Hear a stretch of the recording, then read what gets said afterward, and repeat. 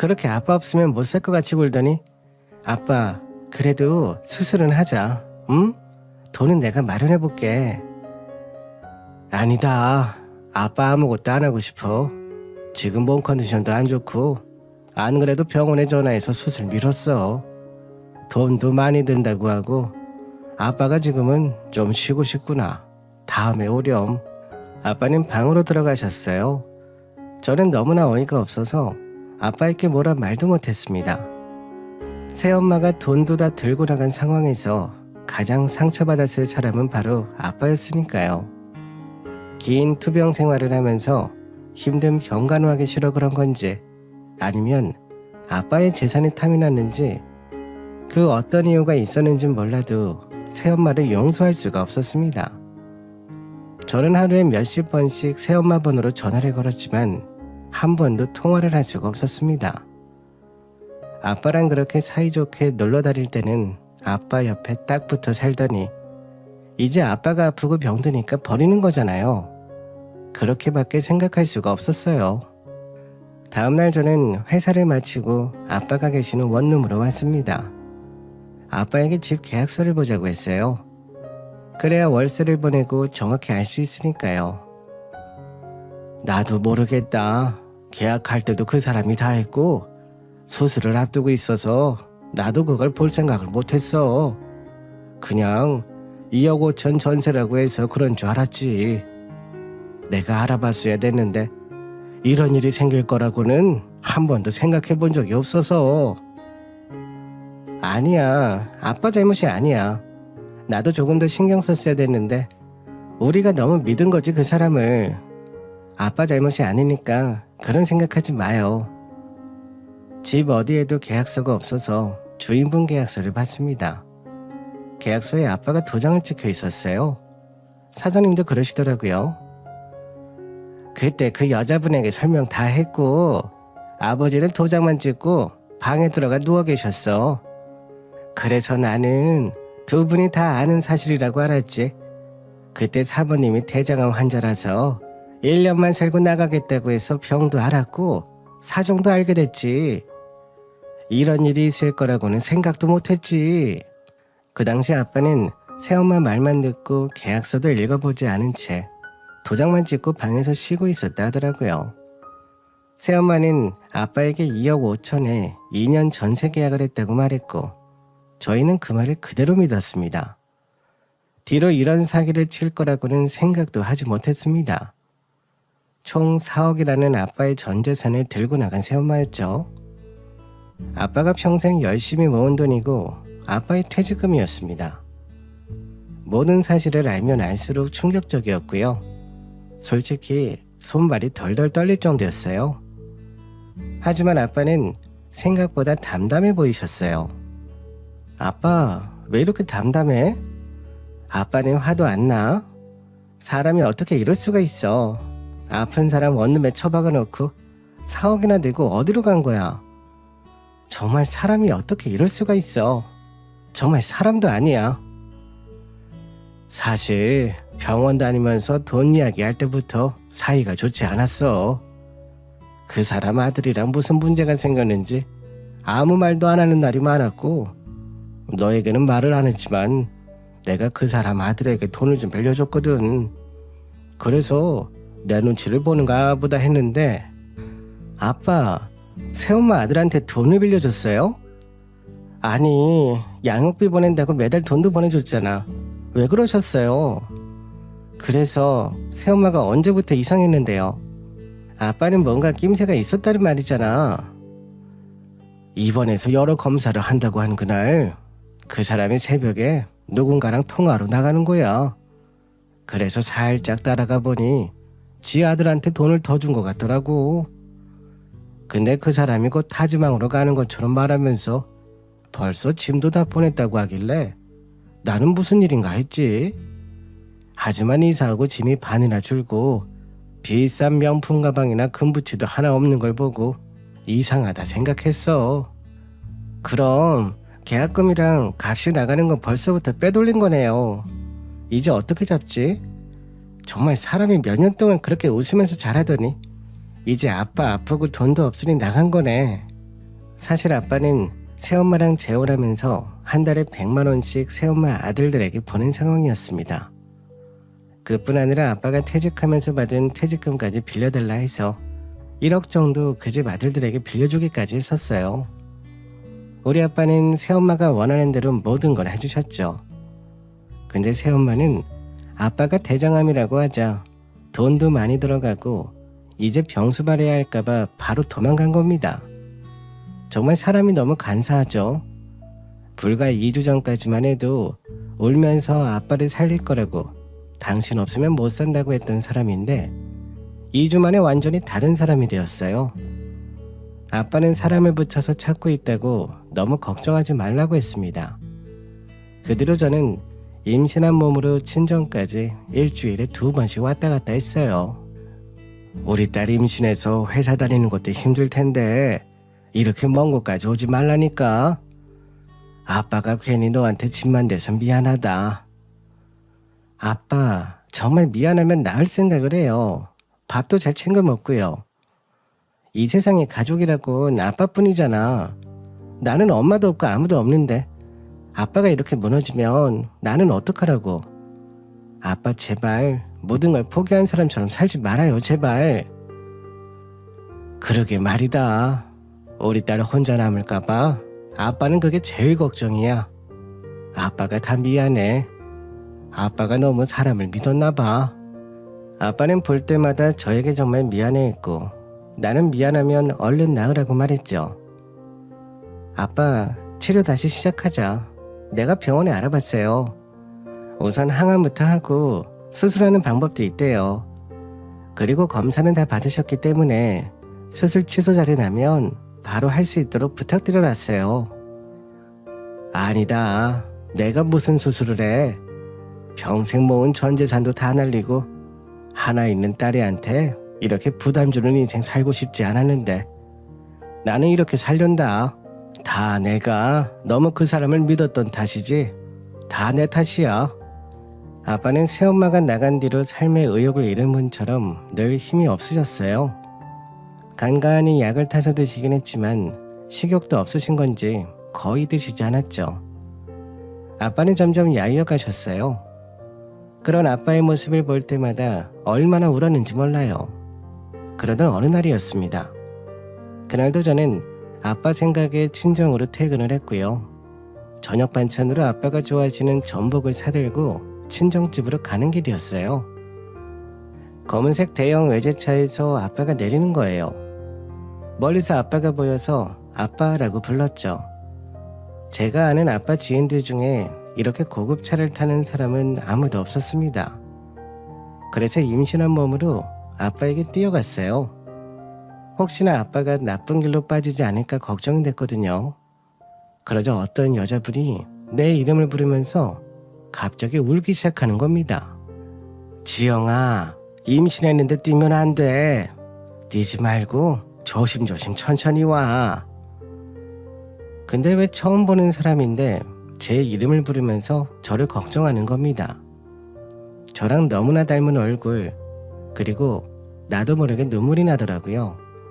바로 제 친엄마였습니다. 저는 아빠를 쳐다봤습니다. 아빠는 우신 얼굴이었어요. 네가 지영이구나. 정말 잘 컸네. 너무 보고 싶었단다. 우리 딸, 엄마가 정말 미안하다. 할머니가 돌아가시면 꼭 너를 찾아가려고 했는데 내가 너무 늦었구나. 이제라도 엄마가 왔으니 아무 걱정하지 말렴. 엄마가 다 알고 왔어. 고급 대형 세단에서 내린 사람은 제 친엄마였습니다. 저희 아빠랑 엄마는 대학 CC였잖아요. 아빠는 너무 속상해서 대학 친구들을 만나서 이런 이야기를 했고 그 이야기가 엄마까지 전달돼서 엄마는 이 모든 사실을 알게 되었던 겁니다. 친엄마는 저에게 긴 이야기를 해주셨어요.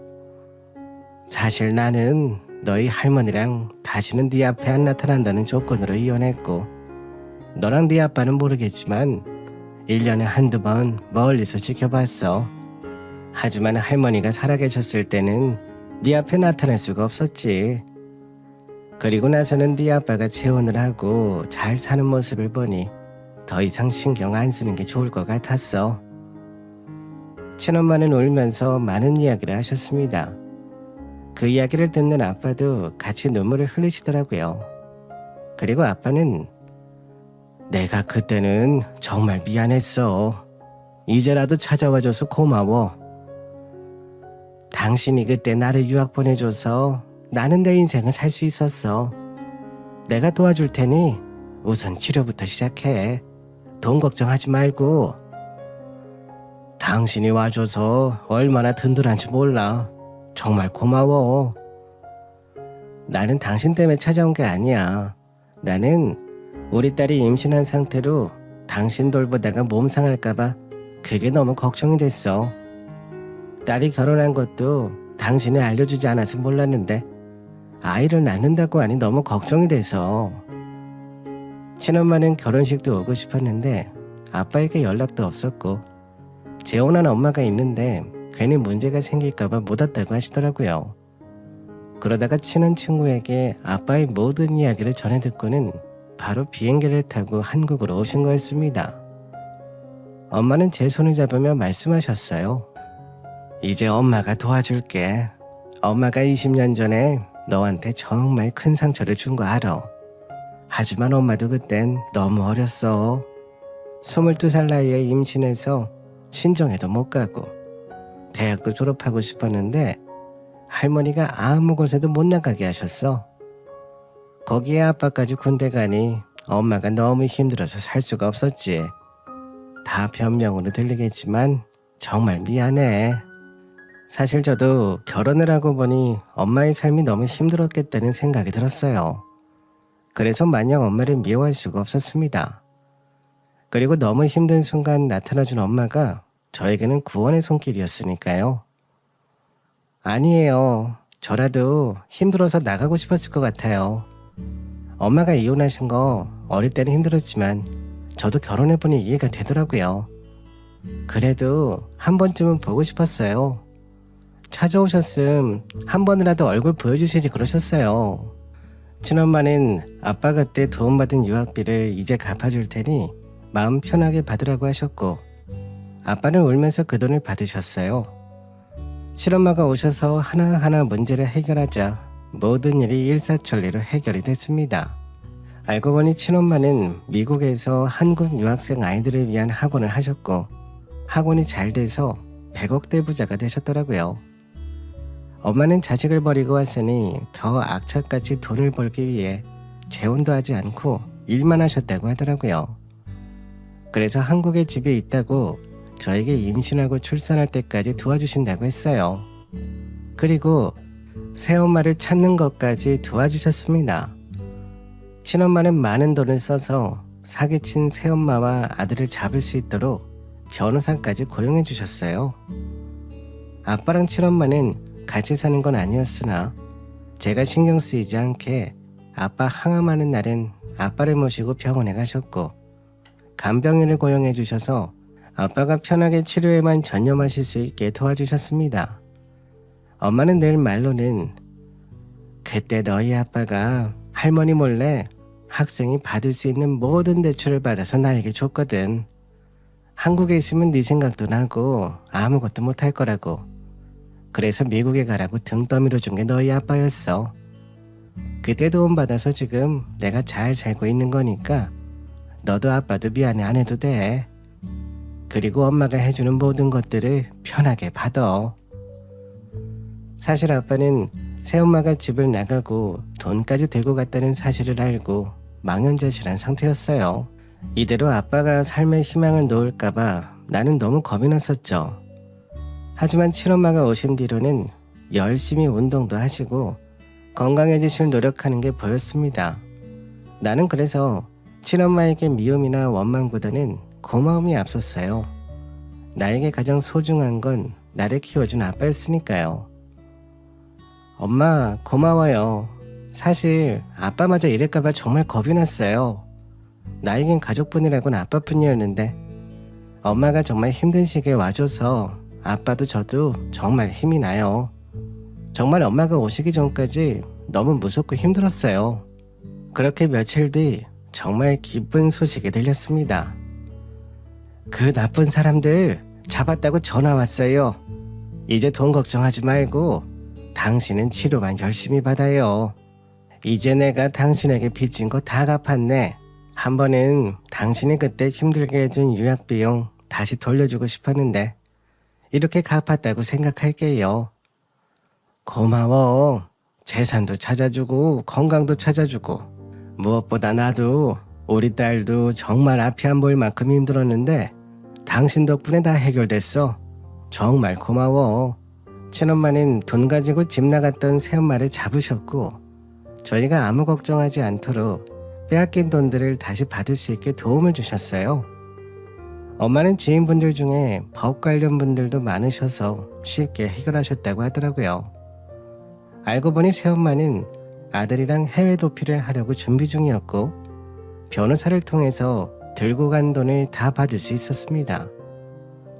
그리고 변호사분이 온 김에 아빠는 엄마를 용서할 수 없다며 이혼을 준비하셨어요.